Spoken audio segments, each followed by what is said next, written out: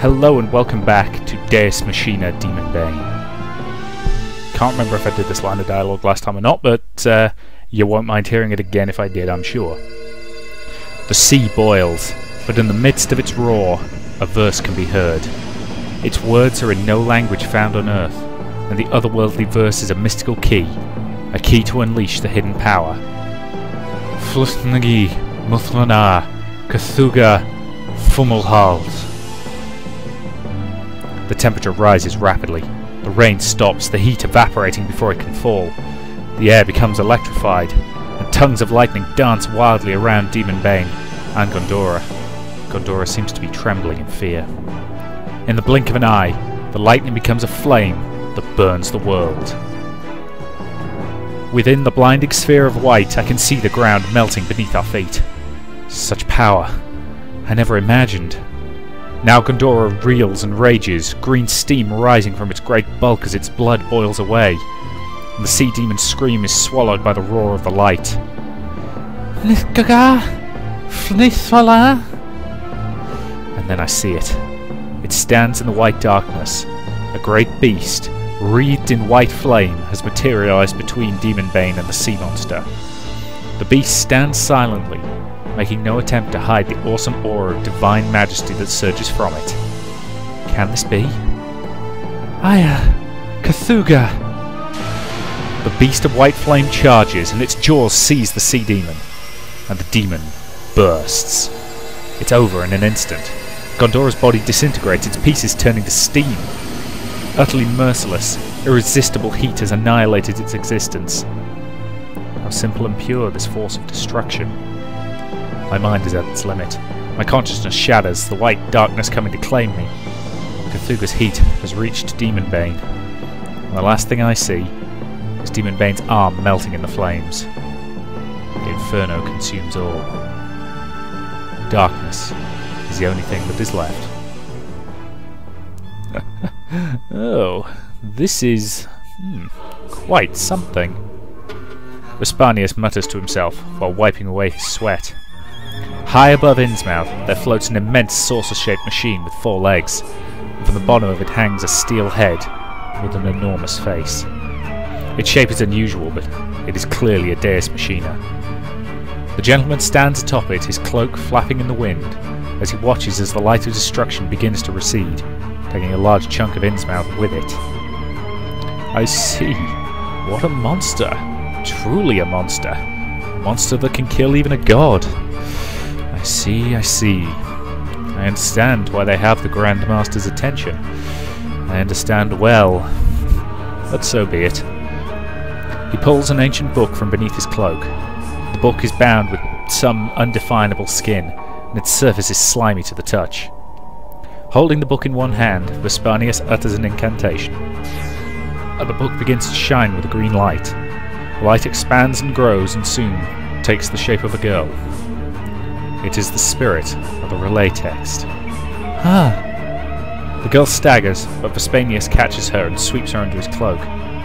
He gazes at her sleeping face and smiles with satisfaction. The relay text is in my hands. What's more, this experiment has yielded some very useful and interesting data. This is quite auspicious indeed. He pokes at his feet with his cane, and the saucer Deus Machina rises further. The rain has all but weakened to a drizzle, and the dark clouds are dispersing, the rays of sunlight shining through the gaps illuminating his Deus Machina. With this, one of the keys to the sea project has been secured. The day of invocation is near, so near, and another key is already in our grasp. The giant Deus Machina grows smaller and smaller. It's disappearing into the sky. Vespanius' smile is the last thing that lingers in the sky. His mouth, twisted in delight, leaves one last message before disappearing. No tyrant? Amazing. Simply amazing. To think that you have already able to control that plasma. Oh, your growth has far exceeded my expectations. The sound of Naya's clapping echoes over the empty cliff. She smiles wryly, licking her lips. Perhaps she's excited, for her cheeks are slightly red. Maybe, just maybe, You really will do it this time. It looks like this round will surprise even me. Do your best, Karoo. A beam of light suddenly shines upon Naya, and she looks up into the sky. Well now, it finally seems to be clearing up. As the heavy black clouds vanish, more rays of light pour their blessings upon the earth. The midsummer sun, strong, filled with the promise of life. The storm has ended, and the hot, bright summer has come once again. However, you have only entered the eye of the storm. This is but a brief lull, a short respite. It will come, a storm beyond your imagining, a storm of utter madness. Oh, what fun, what joy! The world is so full of tragic comedy. Yet the blue sky does not know. It sings its song of life, and even though the world may be naught but a dream, ephemeral and fleeting, the local people of Innsmouth have been wiped out, their evil temple destroyed, and their god Dagon has been annihilated. Innsmouth's troubles have been settled. More or less. Some mysteries still remain. The relay text. Grimoire that can take human form like Al. In her is recorded the secrets of the gods beneath the sea. What is Black Lodge planning to do with that grimoire? And what happened to her? Was she destroyed with Dagon, or... that man, called Dagon summoning an experiment? The summoning of a god was an experiment? But what the hell is the real deal gonna be? The attack on the Haddo estate, the events at Innsmouth? Things are starting to look worse and worse. Not knowing what they're up to pisses me off. I have to be prepared for anything. Another problem has emerged from this battle. The aftermath of unleashing Cthulhu's power. I was unable to fully control its power. The maelstrom of energy not only annihilated Gondora, but went on to change the map of Innsmouth. As the huge chunk of Innsmouth's beach missing, the surface of the crater is made of solid glass formed from the sand that was melted by the incredible heat. The area is still cooling down, and for a while it was too hot to even approach. Demonbane did not escape unharmed either. Its armour, made of the alchemic metal adamantine, was no match for the heat. Both arms were melted completely, and the main body was warped to the point where it was only barely recognisable. It's a miracle we weren't completely obliterated. If our barrier field had been just a little weaker, Al, Demonbane and I wouldn't be here right now. There's no way we can use that spell again. Its power is too much for me to control. Cthulhu's power is normally supposed to be summoned through a spell weapon. That weapon was lost in the battle with Master Therian. A spell weapon? What kind? A gun. A gun? Yes. It controls the power by focusing it in a single direction. A gun, huh? Well, the point is that it's not something we can use at the moment. There's no choice but to shelve it for now. If we were to use it in Arkham, the whole city could be reduced to slag. The problems just keep piling up. Well, whatever. With this, our chaotic business trip vacation has ended. I can think about all this later. No. Wait, there's one more major issue, and that is...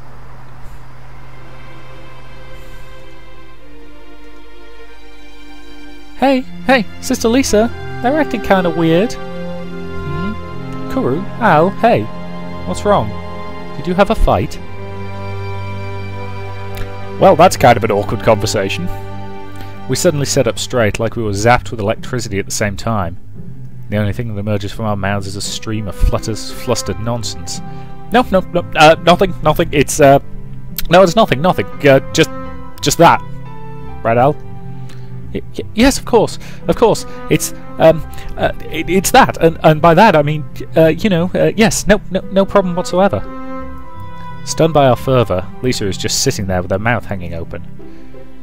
Oh shit, that was pretty unnatural just now. Okay, I've got to calm down already. Just calm down. I sink deep into my seat and steal a glance at Albie beside me. Those jade green eyes, that ghostly white skin, that petite body. I should be used to her by now, but well, after what happened, I can't help but be more aware of her. What? Al turns to face me, perhaps noticing my stare. I hastily avert my eyes. Nothing. I see. We fall silent again. There's a strange atmosphere between us, something different from discomfort or awkwardness. Can we go back to our normal life like this? I'm worried. Don't worry. Huh? Al talks like she's just read my mind. She's still not looking at me, but continues. In the first place, our relationship has always been strange. What difference does it make if it gets a little stranger? She puts it so simply, but is it really that easy?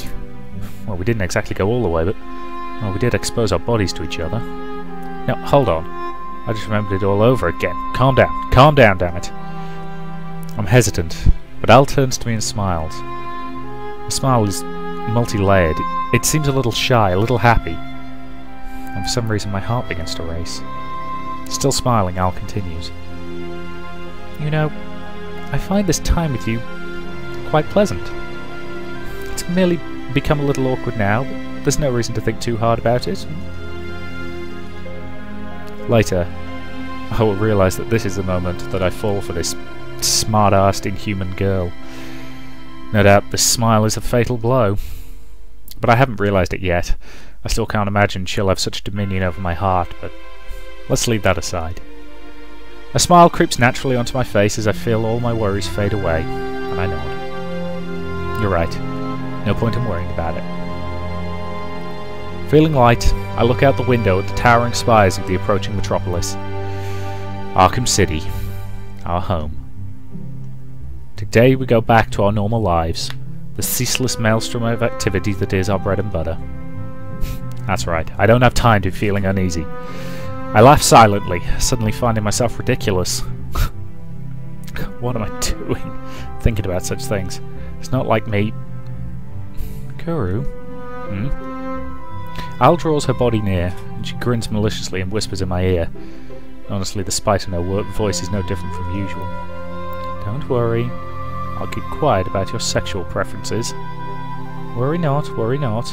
You were just tempted by that beauty. It was simply a natural reaction. But let me warn you, don't get carried away. It's not like I've entrusted my body to you. If you lose your mind and try to attack me at night, I won't show you any mercy. A hot feeling wells up. My body trembles, my heart begins to pound. I can't hold back anymore. That bitch! Duh. What the hell are you talking about, you old book? I grab her in a headlock strong enough to crush bone. Ah, fuck. I knew it. I knew it would turn out like this. No! What the hell are you doing? Shut up! You're the one who's lost their mind here. What the... There's an order to... Ow! Ow! We're not talking about that. If you'd only stayed obedient... Terria! Ah! Oh! Oh! My solar plexus! You fool. Full of openings. Oh, yeah? Oh! Huh? What? Both of you? Hey! Get him! Oh, it's shaking. You two! No horseplay on the bus! Say, yeah! You piece of...